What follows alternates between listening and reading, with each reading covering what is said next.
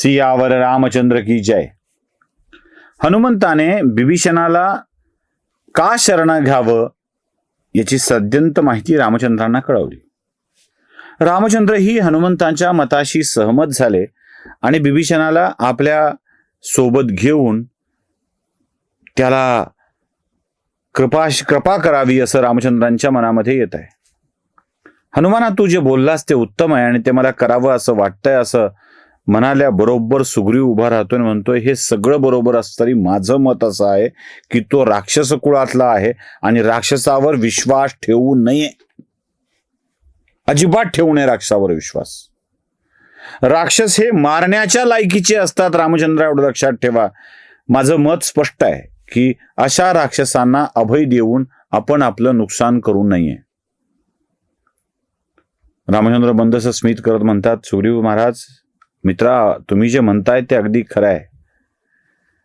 तुम्ही माझे हितचिंतक आहात. माझ्या हितासाठीच तुम्ही सोबत आलेले आहात. तुमच्या म्हणण्यात तथ्य सुद्धा आहे. पण एक गोष्ट तुम्हाला माहित आहे, रामाच्या कुळात काय घडलं होतं ते.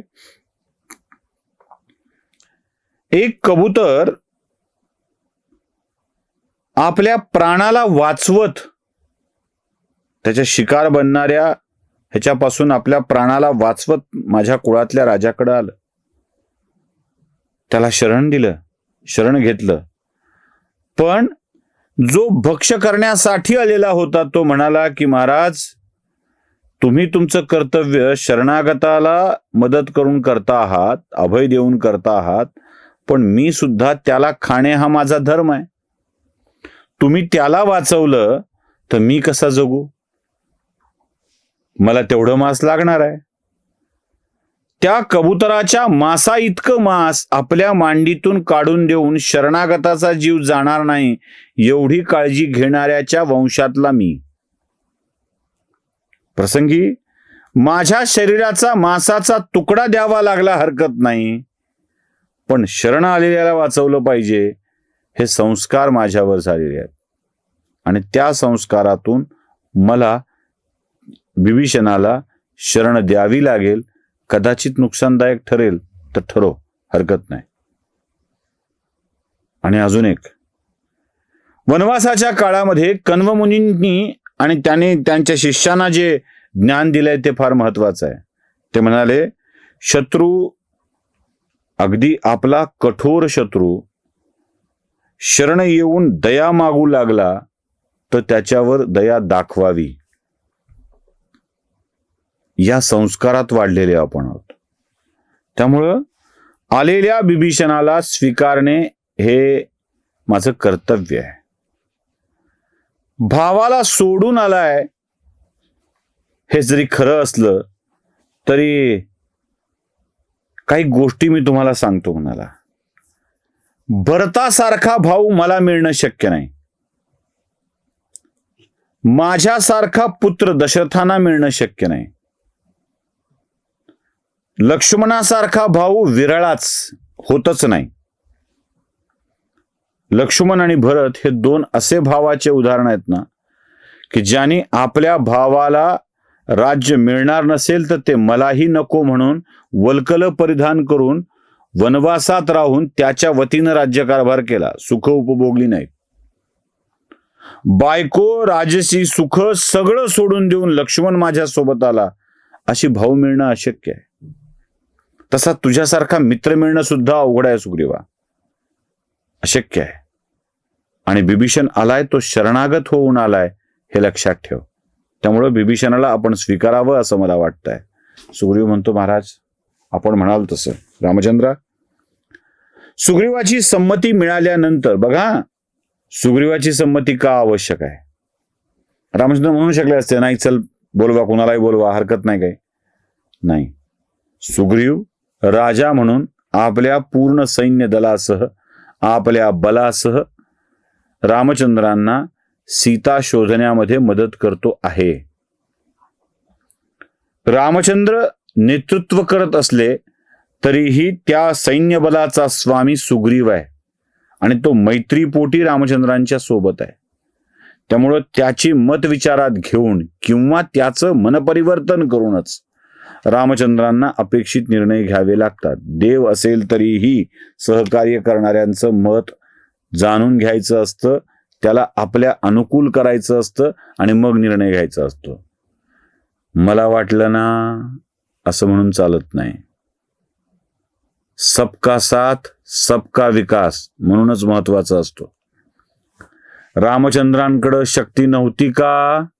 होती. रामचंद्र सुग्रीवाला आज्ञा देऊ शकले असते का? देऊ शकले असते. सुग्रीवाने ते गुपचूप ऐकलं असतं ना? ऐकलंही असतं. तरीही सुग्रीवाला आपलं मत व्यक्त करायला लावून त्याच्या मतांच्या मध्ये बदल घडवून रामचंद्रांनी का वेळ घातला असेल वाया? कारण रामचंद्रांच्या दिव्य कार्यात मदत सुग्रीवाची होणार आहे. रामकार्यात ज्याची ज्याची मदत होईल किंवा ज्यांचे ज्यांचे अडथळे दूर होतील अशा सगळ्या माणसांना सोबत घेतलं पाहिजे. त्यामुळं अजून करा सबका साथ सबका विकास म्हणू नका. रावण रामचंद्रांची पत्नी चोरून नेणार असेल तरीही बिभीषण त्या रावणाचा पराभव करण्यासाठी येऊ शकतो. बिभीषण आलाय म्हणून त्याला तो राक्षस आहे म्हणून घेऊ नका असा सल्ला रामचंद्रांना दिला असता आणि पटला असता तर बऱ्याच माहिती कळाल्या असत्या का? लंकेवरचा विजय सोपा गेला असता का? नाही ना. तसंच असतं मंडळी. उगाच शब्द निघालेला नाहीये सबका साथ सबका विकास. त्यांच्यातल्या काही लोकांचा साथ तरी घ्यावाच लागतो. घर का भेदी शोधावाच लागतो. तुम्हाला हे माहित आहे, गावाकडे एक म्हण आहे, कुठल्या पन्हाळावर पाणी पडलं की घर गळतंय हे कळलं पाहिजे. सोपं आहे ना. कुठे पाणी पडलं की घर गळतंय? स्लॅब लिकेज होतो, पाणी टपाक टपाक टपाक टपकत असतं, वैतागून जातो माणूस. आणि वैतागलेल्या माणसाला शेवटी ते वॉटर काय प्रूफ करणारे माणसं बोलवावे लागतात, लिकेज शोधणारी माणसं बोलवावी लागतात. हा लिकेज शोधणारा काय करतो? तो म्हणतो की नेमकं पाणी गळतंय कुठून ते बघायला पाहिजे, मुरतंय कुठे ते बघायला पाहिजे. गळतंय कुठून तर ते कळलंच आहे. गळतंय जिथे तिथे मलमपट्टी करून भागत नाही, मुरतंय कुठे ते बघितलं पाहिजे. आणि एकदा मुरतंय कुठे हे छिद्र सापडलं की गळतंय कुठे हा प्रश्न बंदच होऊन जातो. मुरणारं पाणी ज्या छिद्रातून जातं ते छिद्र बंद केलं तर तसं आहे. रावणाला पराभूत करायचं असेल तर त्याच्या अंतस्थ गोष्टी कळल्या पाहिजेत. आणि त्या कळतील कोणाकडून? त्याच्या जवळच्या माणसाकडून. म्हणून बोलवणं आवश्यक आहे. म्हणून सुग्रीवाला त्यांनी कन्व्हिन्स केलंय. सुग्रीवाला हो म्हटलंय, सुग्रीवही हो म्हटलेलं आहे आणि बिभीषणाकडे निरोप गेलाय की आपण यावं. बिभीषणाकडे गेलेल्या निरोपाच्या नंतर बिभीषण पृथ्वी तलावरती उतरलेला आहे, आकाशमार्गाने आलाय आणि आलाय तो थेट रामचंद्रांच्या पायाकडे जाऊन रामचंद्रांना वंदन करतोय आणि स्वीकारण्याची विनंती करतोय. पुढे काय होतंय ते बघूया पुढच्या भागात. सियावर रामचंद्र की जय.